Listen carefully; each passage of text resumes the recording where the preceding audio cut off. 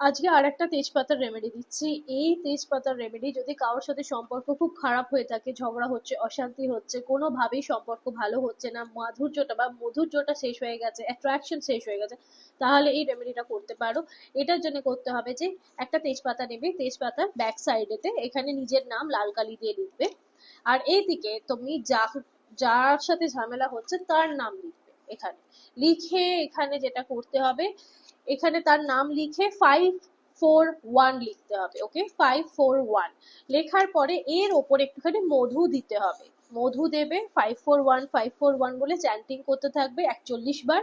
Chanting করার পরে এটাকে এইভাবে বাঁধবে, একটা লাল সুতো দিয়ে বেঁধে এটাকে একটা মোমবাতি বা ঘিয়ের প্রদীপ জ্বালাবে, আর 541 আমার সাথে এই মানুষটার সম্পর্ক ঠিক হয়ে গেছে বলে জ্বালিয়ে দেবে। যে কোনো দিন যে কোনো সময় পিরিয়ডসে যে কোনো বার করতে পারো।